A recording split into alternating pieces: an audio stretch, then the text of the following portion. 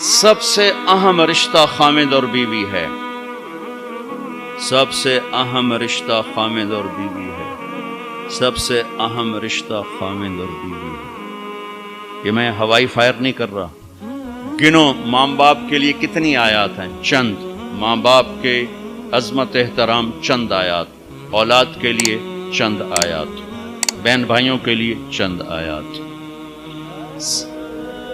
لیکن خامد اور بیوی کے لیے سینکڑوں آیات ہیں، پورا مضمون چلتا ہے، پوری سورت چلتی ہے کہ ایک گھر کیسے آباد ہو، قرآن نے کس رشتے پر زور دیا وہی اہم ہو۔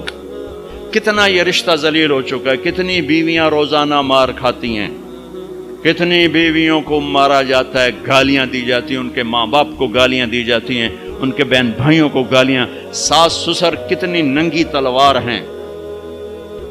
تم سارے علماء مفتی بیٹھے ہو، کہیں ساس بہو کے رشتے کے کوئی حقوق آئے ہیں؟ کہیں سسر اور بہو کے رشتے کے کوئی حقوق آئے ہیں؟ لیکن میرا معاشرہ سارا حق ساس سسر کے آنے والی بہو پر ڈالتا، خامد تو بیچ میں شامل واجہ ہے، بچو پتہ نہیں کدو آ گیا، تو پچھاڑ سانو کرن دے جو کرنا۔ ایک عورت جب ماں ہوتی ہے تو روئیں سے محبت کے چشمے، جب ساس بنتی ہے تو روئیں سے زہر اگلنے لگ جاتی۔ یہ کیا معاشرہ ہے؟ اس معاشرے نے کو ہم، یہ علماء کا قصور ہے کہ انہوں نے معاشرت نہیں سمجھائی۔ اچھا، ایک اس رشتے کی اہمیت اس وجہ سے سینکڑوں آیات ہیں، ایک اس کی کمزوری اس وجہ سے، اس کو بچانے کے لیے، چونکہ ماں بیٹے کا رشتہ ٹوٹتا نہیں، بہن بھائی کا رشتہ ٹوٹتا نہیں، باپ بیٹے کا رشتہ ٹوٹتا نہیں، خامد بیوی کا رشتہ ایک بول پر ٹوٹ جاتا۔ اس کو بچانے کے لیے ادھر سے، اس لیے یہ فقہا کہیں گے کہ اللہ تعالیٰ نے بیوی کا حق رکھا کہ الگ گھر دو، اگر وہ مالدار ہے تو الگ گھر دے، تاکہ وہ میاں بیوی زندگی شروع کریں، ان کے مسائل تھوڑے ہوں گے۔ بیچ میں ساس بھی آ گئی، بیچ میں سسر بھی آ گیا، بیچ میں نند بھی آ گئی، دیور بھی آ گیا، بھابیاں بھی آ گئیں، وہ دیکھتی ویسی چٹنی بن گئی پہلے دن۔ چند دن پہلے ہمارا ایک ساتھی بتا رہا تھا جی کہ وہ صاحب جب بیوی کو مارتے تھے نا تو ساتھ ان کے ابا بھی آ جاتے، ان کی اماں بھی آ جاتی، ان کی بہن، ان کے بھائی، سارے مل کر بیوی کی پٹائی کرتے تھے، اور بڑا دیندار گھرانہ کہلاتا تھا وہ علاقے کا۔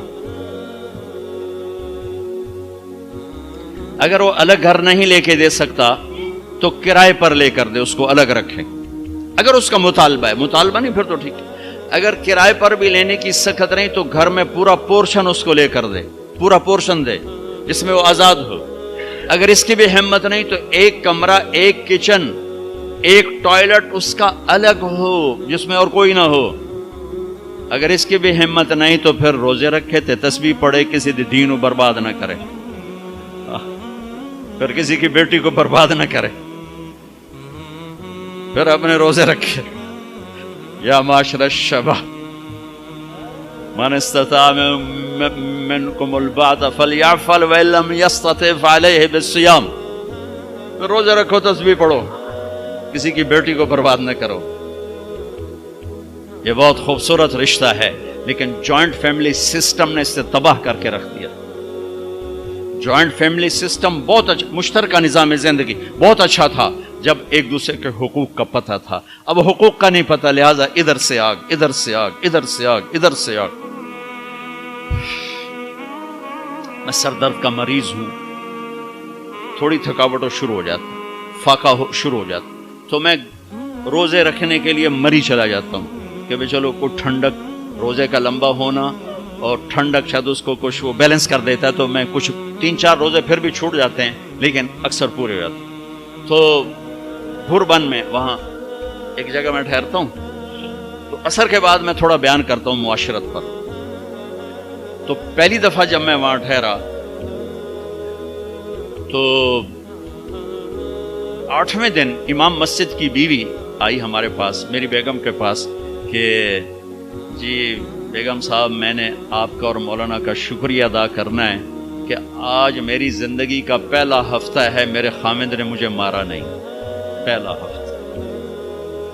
امام مسجد، امام مصلی پہ کھڑے ہونے والے، کہا پہلا زندگی کا ہفتہ ہے میرے خامد نے مجھے مارا نہیں، ورنہ میری ہر دوسرے دن پٹائی ہوتی تھی۔ اور 10वें दिन इमाम साहब खुद आ गए, कहा मौलाना साहब हमें पता ही नहीं था जिंदगी कैसे गुजार, हमारे जो माहौल में था हम वही कर रहे थे। कहा मेरे बहनों ने मेरी बहन की एक दफा टांग तोड़ी, एक दफा बाजू तोड़ा, और आलिम दीन है, आलिम दीन है, हमें किसी ने ये बताया नहीं था। हमने जिंदगी में पहली दफा ये बातें आपके मुंह से सुनी कि जिंदगी कैसे गुजार। औरत पर मर्द का एतमाद, कितने लोग हैं बीवियों के रोजाना मोबाइल चेक कर रहे होते हैं, किधर कॉल की थी, क्या मैसेज आया था, उन्हें शरीफ जादियों को बर्बाद करके रख।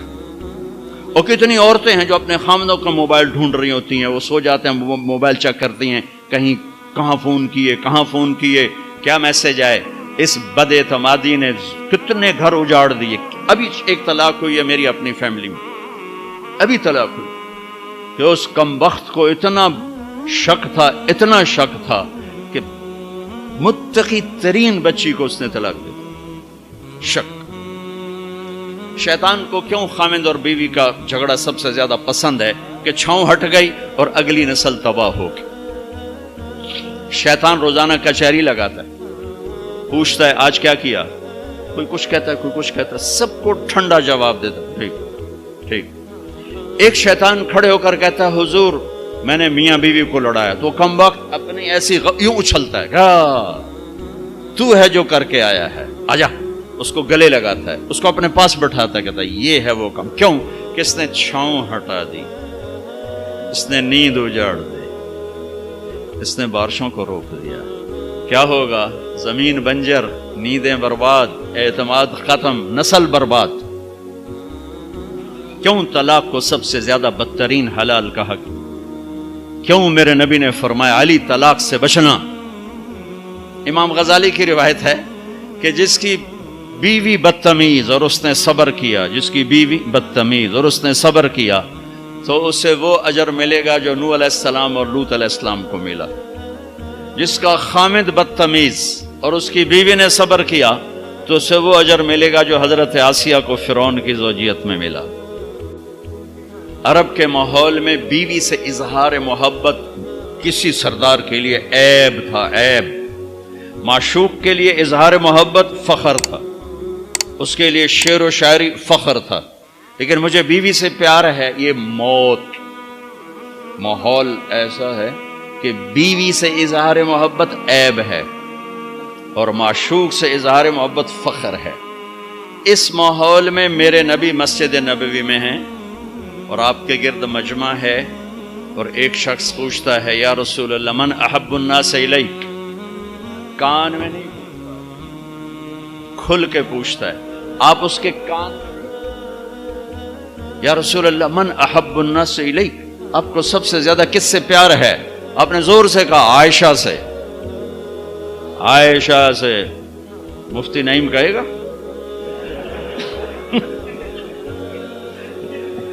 आपने कहा आयशा से, वो तो हिल गए, ये क्या हुआ?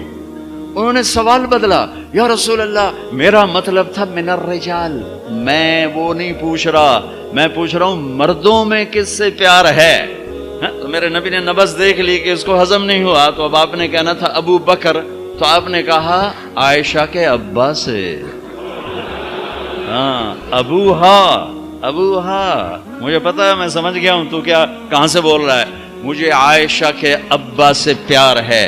ये हदीसें पढ़ाने की थी कि जब इस बच्चे की शादी होती उसे पता हो मुझे किसी की बेटी को लेके कैसे चलना है। मेरे नबी हजरत आयशा को लुकमे बना के खिलाते थे।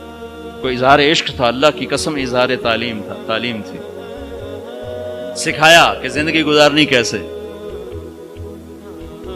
उनको आटा गूंद के देते थे, चूंकि अभी शुरू में उनको आटा गूंदना नहीं आता था, तो आटा गूंद के देते थे। और अरब बड़ी बड़ी बोटियां पकाते थे, तो हजरत आयशा बोटी उठा के ऐसे नोचती और फिर रख देती। तो अल्लाह के नबी बोटी उठाकर जहां से हजरत आयशा ने नोचा होता था वहां से नोच के दिखा के खाते थे। मेरे रब की कसम इजहार ये हमें तालीम दी है कि जिंदगी कैसे गुजारें। फिर बड़े बड़े प्याले होते थे पानी पीने के, छोटे गिलास नहीं। छोटा गिलास तो बुखल की निशानी, अब तो और छोटे हो गए कि कप को गिलास बना दिया। तो बड़े बड़े गिलास होते थे, तो अम्मा आयशा रज़ी अल्लाह पानी पी रहे हैं, रख दिया। मेरे नबी उठाकर जहां हजरत आयशा के होंठ लगे होते थे वहां होंठ रख के पानी पीते थे। صرف تعلیم. جس ہستی نے اللہ کو آنکھوں سے دیکھ لیا ہو اس کو کسی چیز کی رغبت ہو سکتی ہے؟ جنت بھول جائے گی جب اللہ اپنا دیدار کرائیں گے، اب پردہ پوشی فرمائیں گے تو کہیں گے یا اللہ جنت نہیں چاہیے، تو چاہیے، بس تجھے دیکھتے رہیں، بیٹھے رہیں تصور جانا کیے ہوئے از لذت دیدارش، خسرو چتواں گفتن سر دادن و جان دادن نہ دیدہ رخ یارے. امیر خسرو کہہ رہے ہیں کہ یا اللہ بن دیکھے تیرے لیے لوگ سولیوں پہ چڑھ گئے، آروں سے چر گئے، چھروں سے کٹ گئے، بن دیکھے تیرے عشق میں جب تجھے دیکھیں گے تو کیا حال ہوگا. از لذت دیدارش خسرو چتواں گفتن سر دادن و جان دادن نہ دیدہ رخ یار. تو جس ہستی نے اللہ کو دیکھا ہو ان کے لیے عورتوں کی کیا رغبت ہے. یہ صرف سکھانا.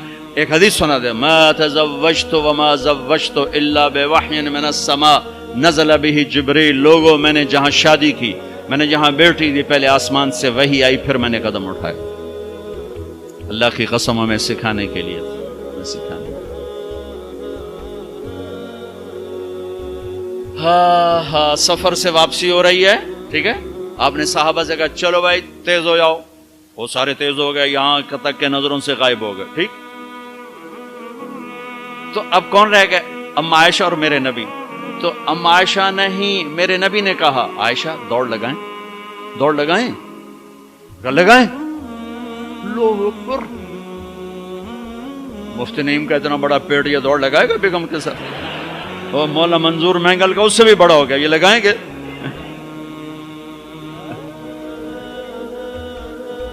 تو عائشہ دوڑ لگائیں، کہا جی لگائیں. تو حضرت عائشہ فرماتی میں آگے نکل گئی لیکن ابھی پیچھے رہے. پھر کچھ عرصہ گزر گیا، کئی سال گزر گئے، پھر ایک سفر سے واپسی ہو رہی. آپ نے کہا ہاں بھائی آگے جاؤ، وہ سارے آگے جا گئے، اجل ہو گئے. آپ نے کہا عائشہ دوڑ لگائیں؟ کہا جی لگائیں. تو کہا ان دنوں میں موٹی ہو گئی. تبدنت کا لفظ مجھے یاد ہے کہ میں موٹی ہو گئی تھی. تو جب دوڑ لگائی تو لیکن ابھی آگے نکل گئے. تو آپ نے کہا عائشہ ہذہ بتل کا، اب تو میں برابر ہو گئی. اللہ کی قسم زندگی سمجھانے کے لیے.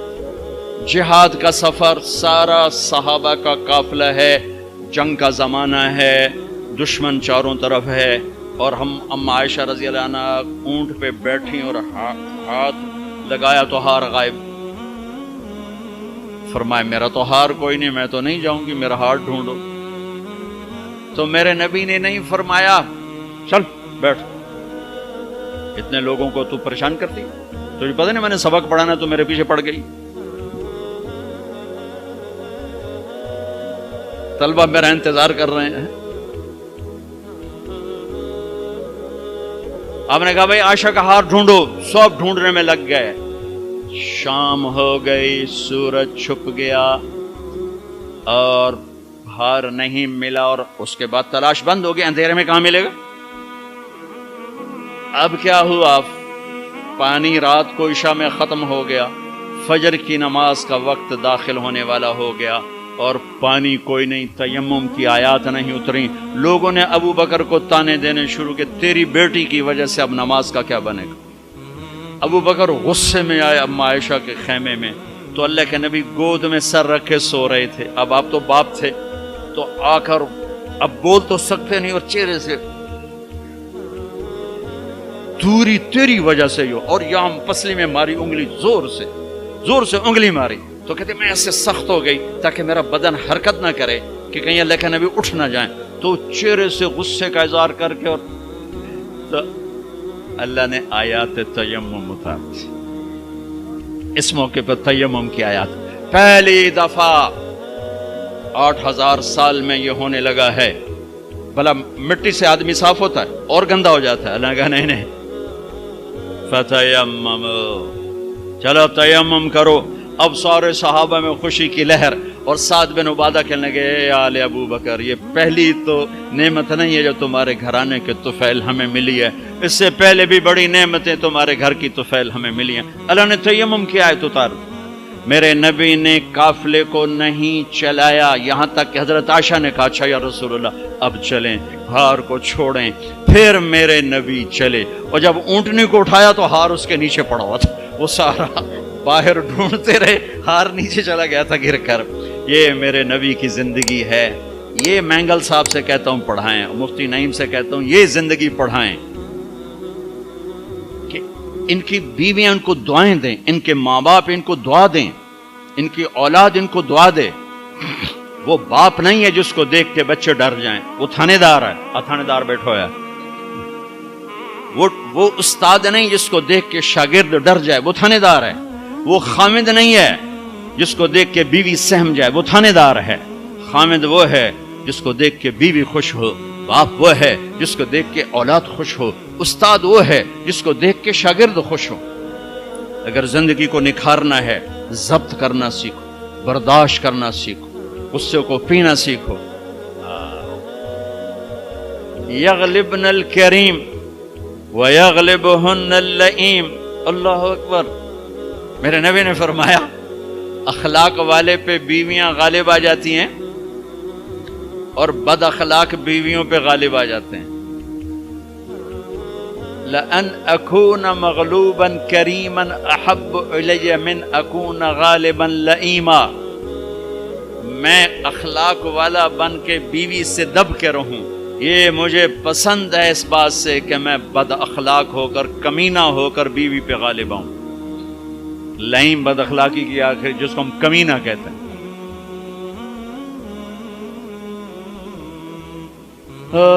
خیرکم خیرکم لأہلہ وانا خیر لأہلی. میرے نبی نے فرمایا سب سے بہترین مسلمان وہ ہے جو بیوی سے اچھا سلوک کرے، اور میں تم میں سب سے اچھا سلوک کرتا ہوں اپنی بیویوں کے ساتھ. میمونہ رضی اللہ تعالیٰ عنہ کے گھر آپ کی باری ہے اور آپ کو پیشاب آیا، آپ اٹھے پیشاب کے لیے، پیچھے میمونہ کی آنکھ کھل گئی تو انہوں نے دیکھا بستر خالی، تو ان کو نا نفس نے چکر دے دیا. ان کے جی میں آیا کہ اللہ کے نبی مجھے چھوڑ کر کسی اور بیوی کے پاس چلے گئے. تو انہوں نے سوکن پنا غالب آیا. سوکن تو سوکن ہی ہوتی ہے، تو سوکن تھی انہوں نے کہا تھا مجھے چھوڑ کے دوسری بیوی، اور خیال تھا حضرت عائشہ کڈی لگا تھی. اللہ کے نبی واپس آئے تو دروازہ بند. آپ نے دستک دی، میمونہ میں ہوں، دروازہ کھولو. کہا میں نہیں کھولتی. ہم نے کہا کیا ہوا؟ کہا مجھے چھوڑ کے دوسری بیوی کے پاس جاتے ہیں، باری میری ہے. آپ نے کہا اللہ کی بندی انی حاقن، مجھے زور کا پیشاب لگا تھا میں اس لیے گیا تھا. کہا نہیں کوئی پیشاب نہیں ہے، مجھے پتا ہے. آپ نے کہا میمونہ میں اللہ کا رسول ہوں، میں کبھی خیانت کر سکتا ہوں؟ پھر ان کو کرنٹ لگا، اوہ یہ میں نے کیا کیا؟ تو اللہ کا رسول. پھر ڈرتے ڈرتے دروازہ کھولا، پتہ نہیں اللہ کے نبی کیا کریں گے. آپ اندر آئے اور مسکرائے اور جا کر اپنی چارپائی پہ لیٹ